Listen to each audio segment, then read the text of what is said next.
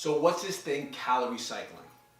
So you've heard before that you can eat more on training days and less on off days. You've heard about having more on the weekends and less on the weekdays. Yes, all that's true. One isn't inherently better than the other. It's more or less what fits best for you and your goal. So let's take 3 scenarios. Let's say that you are to eat 1,500 calories for you to lose body fat. Well, if you multiply 1,500 calories times 7 days in a week, that's 10,500 calories.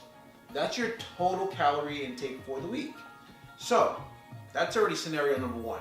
Eat 1,500 calories every single day. Hit your protein, and do whatever the heck you want with your carbs and your fat, as long as you're hitting your 10,000 calories at the end of the week for you to lose body fat. Now let's say you like to eat more on the weekends. You want to go out with your boys, your girls. You want to, go to the bar. You want to go to the pub. You want to go out on date night. You want to do any of that stuff, right? So you want to save your calories for the weekend. How would you do that?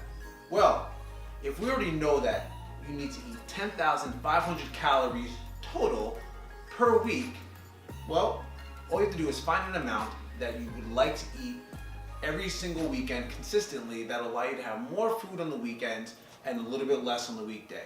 The only thing here is that, if you're saving up for the weekend, it's going to suck on the weekdays. But this is the sacrifice. This is the privilege of dieting. So let's be hypothetical. Let's say you want 2,500 calories on Saturday and Sunday. Well, between those 2 days already, you have 5,000 calories accounted for, which means Monday through Friday, you need to take that extra 5,500 calories and divide it amongst each other Monday through Friday. So if we take that 5,500 calories left for the week and divide it by 5, Monday through Friday, like we just said, that's now 1,100 calories Monday through Friday, 2,500 calories Saturday, Sunday. That still equals 10,500. Now let's talk the third scenario. Let's talk a scenario where you want more food on your training days and you want less food on your off days. Now let's assume you're training 3 days a week, off 4 days a week.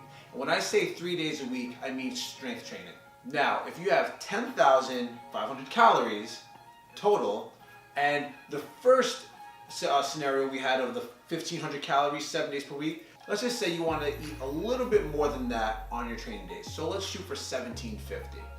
3 days a week, you are now eating 1,750 calories, okay? So Monday, Wednesday, Friday, that's your intake. Now that total equals 5,250. What you're going to do is subtract 5,250 from the 10,500. It's half of your calories for the week, which means you now divide the 5,250 that you have remaining amongst 4 days. This now gives you 13,012 calories. Let's just round down to 1,310. So on the non-training days, you'll have 1,310 calories. On your training days, you're going to have 1,750 calories. Each scenario, scenarios 1, scenarios 2, and scenarios 3, whether it's 1,500 across the board or 1,100 during the weekdays, and then having the 2,500 on the weekend, or having 1,750 on training days, 1,310 on off days, each one of those all equals to the same caloric goal, which is 10,500 calories per week to maintain your deficit. So it doesn't necessarily matter how you set this up. It's more or less what is beneficial for you, what works best for your schedule, what works best with how you like to eat. One is not superior than the other, but truly just a matter of preference.